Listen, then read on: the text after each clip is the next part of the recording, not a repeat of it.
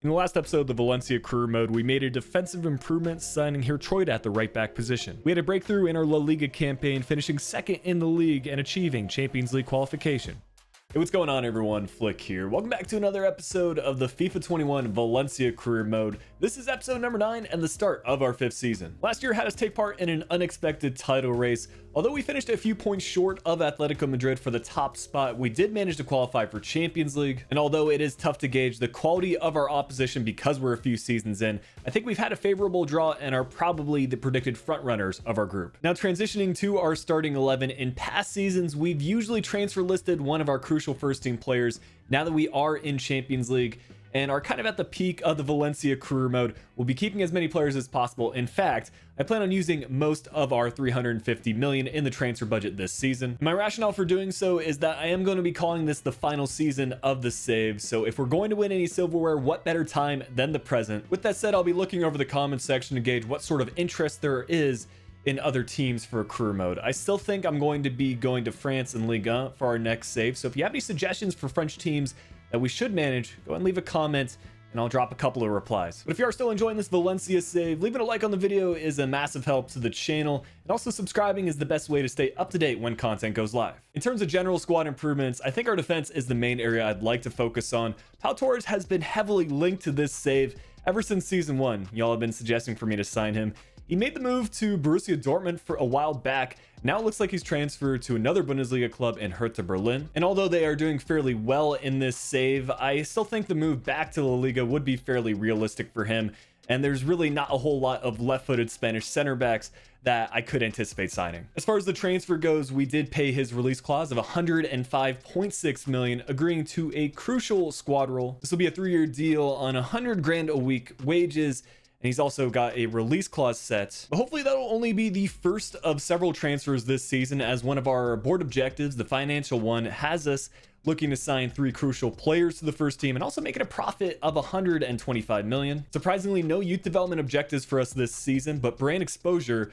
The board is looking for us to win 20 matches in the league, as well as sign 3 players from South America. I'm not sure I'll be able to make that happen. Domestically, they want us to win the league title, win the cup, and continentally reach the final of the Champions League. Last season, we saw Lionel Messi's contract at Barcelona came to an end, and surprisingly, no clubs actually signed him, so he'll be retiring going into season 5, and that means his regen is also available. Fortunately, he's a free agent, so we can look to sign him on a free. This is absolutely incredible because at his default right wing position, he's already 86 overall at 21 years old, has the potential to be special, of course, and also has a market value of 109 million, probably the best signing that we've made in this career mode so far. But what I think I'm more excited about is that if we look at any position changes, he does have some great shooting statistics, most notably the 99 finishing. So I think it's logical to convert him to a striker. It is his second position after all. That'll give him a massive boost to his rating to a 90 overall. And now we're just going to look to replicate as many of Messi's statistics as possible, trying to give him the 4-star skill move, 4-star weak foot combo, and keeping those work rates of medium low the same. That position change will make him one of the world's best talents. Not bad for a player that just got imported into the game. Although now we need to start making some more changes to our starting 11 and also recalling some players that were out on loan last season. Ivan Gonzalez was by and far the most heavily suggested player for us to feature at the right wing position. He's on loan at Napoli, so we'll be recalling him and loan listing Musa. Hopefully we can get some sort of loan glitch here. The premise behind this is that once you send a player out on loan and recall them, they get a boost to their overall, and I think that's a good thing that we can test out with Musa. It worked well last time we sent him out on loan. But as far as position and development plan changes go, we're going to be converting Rojas back to a center attacking midfielder. He will feature at the left center mid position for us, and also using that attacking midfielder dev plan to get a boost to his pace and passing statistics. Gonzalez, as expected, going to the right winger. That gave him a boost to his rating, and now he'll be working on the inverted winger development plan. Our new center back signing, Pau Torres, will be on the stopper dev plan to give a boost to his pace, defending, and physical statistics. Jaime Pajuelo, David Silva's regen, going to the shadow striker. The same can be said about Kang In Lee, who will probably be a rotational player for us here at Valencia. And then Edmund Bird, another Youth Academy player promotion, going to a striker, giving him a slight boost to his rating, and now we'll be using the poacher depth plan here. The last player that we'll talk about is Rafael Carrillo, our homegrown talent. Honestly, hasn't met the expectations that I anticipated going into this save, but we'll still list him as a left winger. No change to his rating, but we will work on the inverted winger development plan. Obviously, a lot of players coming into the club, so I think it's best that we transfer list some players as well as send some more talents out on loan.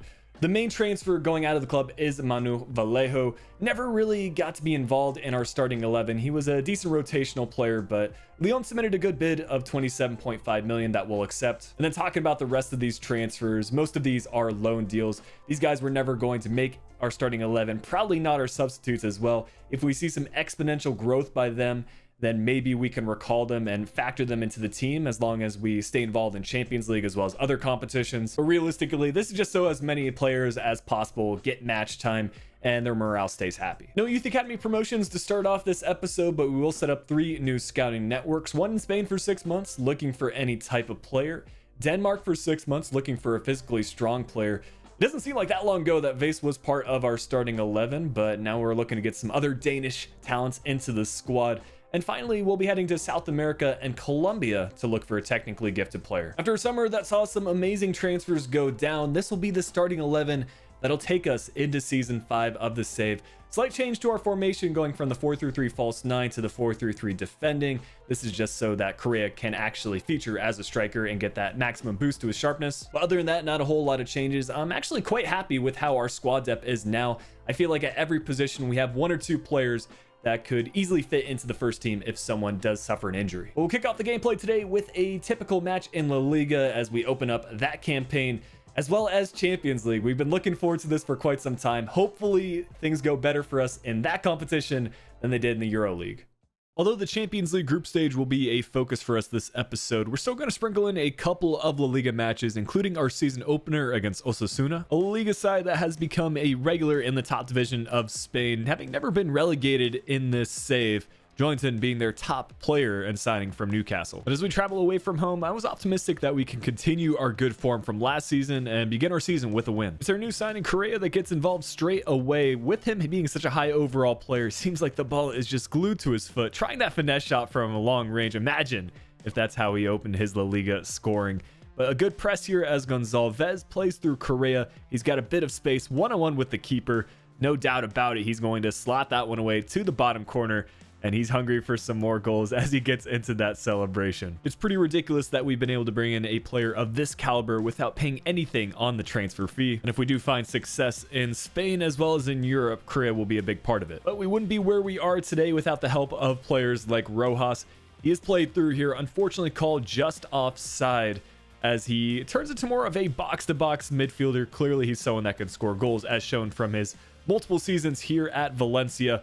We're turning into more of a possession-oriented side, waiting for the right chances, and Correa and that shot power, no keeper is going to be stopping that one. A 2-0 lead for us just after the halftime break, and I wouldn't be surprised if other clubs in Spain were starting to pay attention to this new player that we brought in. We're going to make a change shortly afterwards, Pajuelo being brought on for Rojas.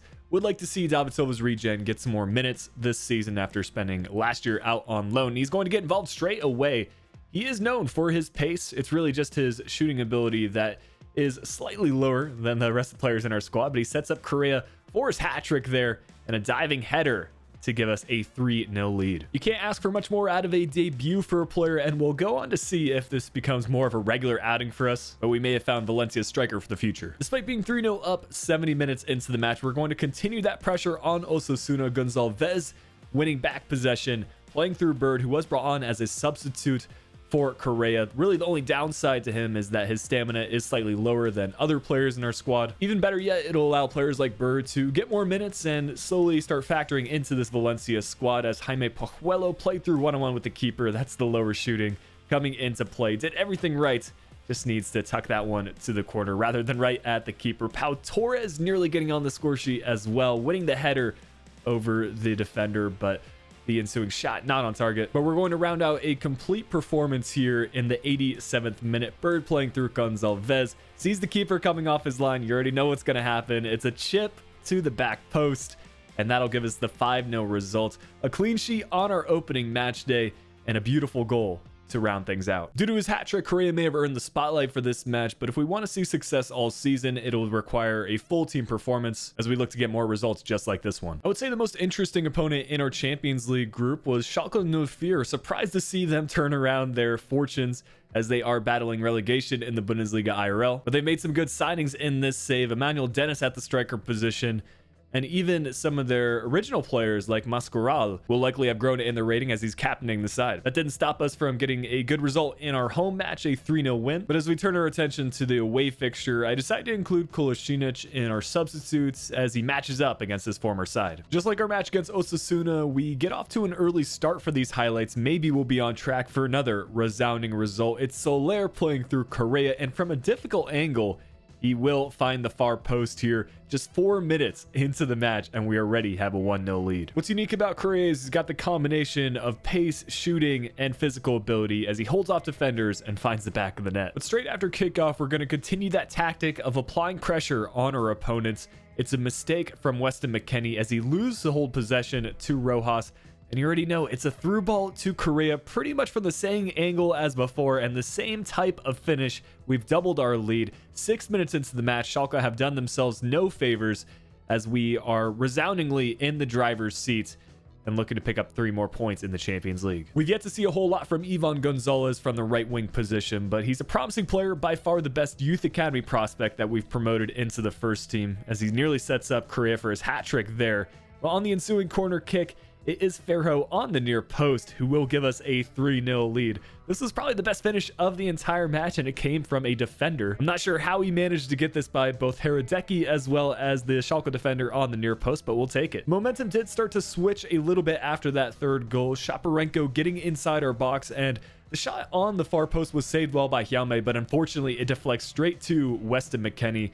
Although he looks like he's completed the transfer to Juventus IRL, it is technically a loan deal in career mode, so I assume he's returned to Schalke as he gets one back for them here. But even just a few minutes later, again, it's Shaparenko who is going to be the creator for Schalke, and Jaume should have really been quicker off of his line to collect this one. It's Schalke's captain Mascarell who does get the goal, and all of a sudden we have a match on our hands. Schalke continuing that press, and it's Mascarell again dribbling inside the box. A good save by Jaume to deny that effort.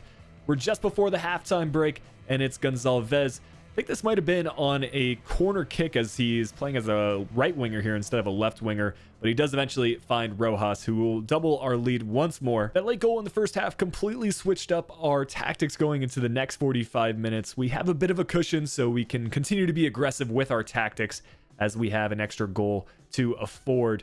A good deny there by Hradecky, but Gonzalez finding a pass in the middle. Correa gets his hat trick finally. Again, this isn't an easy finish, and it's a good job by our winger to set him up in the first place. Sort of on the half volley, slotting it just under the outstretched arm of Hradecky. With us now being 3 goals up, we decided to give Kolasinac a few minutes towards the end of this one, see what he can contribute against Schalke, maybe make a good goal-denying effort, or even push up and score a goal himself. Soler finding Rodrigo, another substitute, who has got his signature finesse shot going on. Although he will be retiring at the end of the season, he still has a few goals left in him, and imagine if he can complete his career by helping us lift some titles here at Valencia. Not a bad start to our Champions League campaign, a great attacking display, and just a few things we need to fine-tune defensively. Next Champions League fixture is against Lokomotiv Moscow, who, fun fact, last won the Russian Premier League in the 2017-18 season. I think probably due to licensing issues, there are just not as many Russian teams available in FIFA anymore, but we did end up winning the away match 2-1. A win here should put us in a very comfortable position in regards to our group standings. Once again, it's a quick start as we're controlling Rakic in the midfield. He plays through Correa right away. Unfortunately, we're called back for offside. Would have only been by a foot or two as we work the ball down the left-hand side. Now Gonzalez has the run in the middle from Rojas, trying to chip the keeper, unfortunately hitting the crossbar. The follow-up shot blocked well by the Lokomotiv Moscow defender. Despite on paper being the weakest team in our group, Moscow gave us a good amount of trouble in this match. It took until the 39th minute for Rojas to break through the defense and give us the opening goal. You might even be able to make the argument that Rojas is more effective as a box-to-box center midfielder than he was a false nine. I'm not really putting too much thought into our lineup though. It doesn't matter to me who's scoring the goals as long as we continue to get the results. But now we need to shape up defensively, make sure that we hang on to this clean sheet because we probably won't score too many goals against Moscow. Nervy moment here as the effort does get dragged just wide, and we make some substitutions, again bringing on Bird to maybe get that second goal and secure 3 more points for us in the group stage. Good pressure here from Lee, who was also brought on as a substitute, one-on-one with the keeper for Bird. You would assume that he puts this one away, but he actually does miss the mark.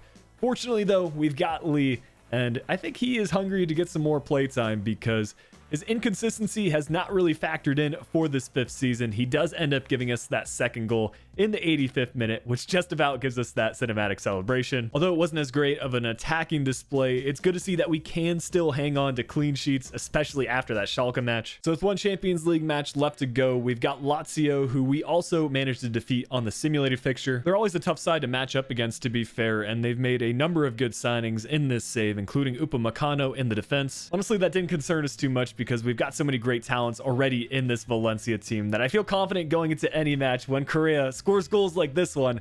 That's even going to boost that confidence further. Our top goal scorer from season 5 didn't even know how to celebrate this goal, but it is a remarkable effort that'll give us the early 1-0 advantage. After securing the early 1-0 lead, Lazio were more or less forced into switching up their tactics. That's only going to lead to more through balls and counter-attacking goals for Correa. He's going to double our lead in the 16th minute, giving us a 2-0 advantage. From here on out, we're going to rely on a strong defensive performance to hopefully pick up another clean sheet as we look to close out our Champions League campaign with another win and 3 more points added to the group stage.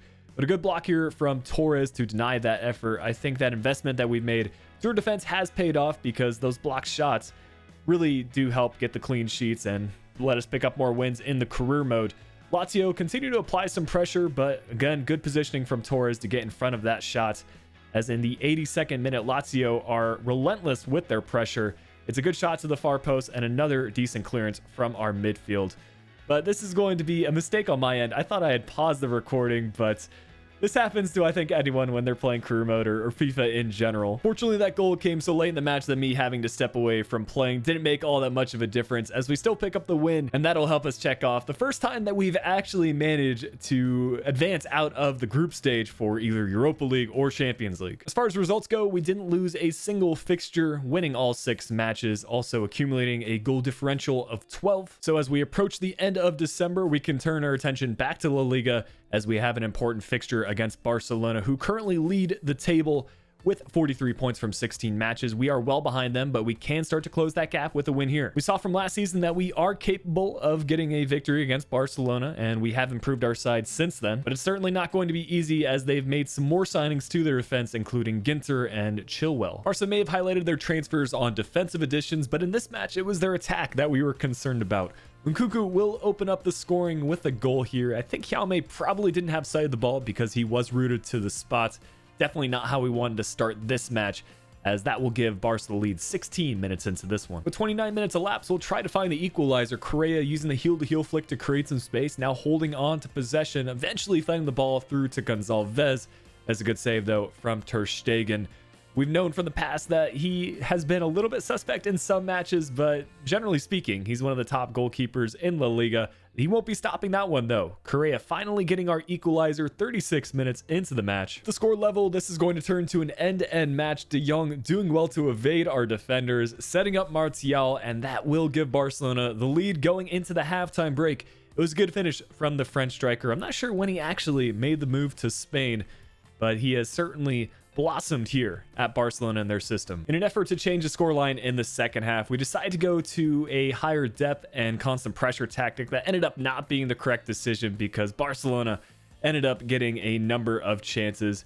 We didn't make the most of the few that we did have. Correa there on a near post. You expect him to put that one away with 99 finishing. But hey, what can you do? I think all things considered, we've finally had a little bit of luck in Champions League, both in terms of the simulator results as well as some luck going on our side. For the gameplay, it was bound to be reversed here for a La Liga fixture. Barcelona taking the 4-1 lead, and with just 10 minutes left to play, we try to get something back. Rojas, a good header there to the far post, beating Ter Stegen, and slowly starting to bring this lead down to 2 now. Despite being more of a midfielder for us in this 5th season, I think if we need a goal, we can still rely on Rojas. I just wish that this change in fortune would have happened earlier in the match. We're into the 2 minutes of added extra time, and Marc Roca getting another one back for us, getting to a much more manageable scoreline 4-3. Unfortunately, though, we were just limited on time, so we'll still fall in this one, but it certainly wasn't as bad of a defeat as things looked like 20 minutes ago. Knowing the season that Barcelona are having, it's going to be a tough road ahead for us, but we'll get into the mid-season recap, cover the league table, as well as how things are looking in the future for other competitions. Despite an amazing performance in the Champions League group stage that saw us go undefeated, we didn't have the best league campaign. As expected, Barcelona is currently top of the table, only suffering a single loss. We're all the way in 5th though, 13 points back. And I think the main reason for this is that on the simulated matches that we didn't feature, like against Real Madrid, Atletico Madrid, Sevilla, we just didn't get wins against these top teams. And I was shocked to see, despite that, we have some great individual performers. Correa is leading the league in goals, 15 goals from 18 matches, nearly a 1-to-1 ratio. Gonzalez with 8 assists from 18. And even Jaume, who did have a couple of mistakes in the gameplay fixtures, is still having an alright La Liga season. 8 clean sheets from 18 matches, just 1 clean sheet less than Ter Stegen and Oblak. I'm not sure what I can do about that or if there are any changes I can make going into the next episode, but we do still have some other competitions to look forward to, and I wouldn't say our La Liga season is completely over. First off, we have the semi-final of the Supercopa, a good rematch here as we match against Barcelona. If we get a win on the simulation, I'll probably feature the final in the next episode. And then, of course, we've got the Champions League knockout stage. Make sure to tune into the next episode to see who our opponent is going to be. But we did have a youth player unsettled here. It is Janko Dordovic, who is a center defensive mid / center back from Serbia, 17 years old, with a decent potential, 90 to 94 and a rating of 61. He'll be going into the first team and probably sent out on loan in January, as well as a couple of these other talents. Although they didn't want to get called up yet, we may as well do so in the next episode, as it will be the series finale. We already talked about the performance of Correa a little bit, as he was the league top scorer, but across all competitions, he has 20 goals from 24 matches. Rojas doing quite well from the left center mid position, 12 goals from 24. And then 2 separate players on 4 goals, both Rakic and Solé from the midfield. As expected, Gonzalez is also the top assist player across all competitions, 10 assists from 23 appearances. Rojas was 7 from 24, and Soler was 6 from 24. A lot to look forward to as we start thinking about the conclusion of this Valencia Career Mode. This is the squad that we currently have available. Some good growth across the board, but maybe a few areas that we still need to improve going into the next episode. If you have any suggestions on potential transfers, make sure you leave that in the comments section. But if you did enjoy today's episode of the Valencia Career Mode, make sure you leave a like on the video, subscribe to the channel if you're new. But until next time, this has been Flick. I'll be talking to y'all again soon.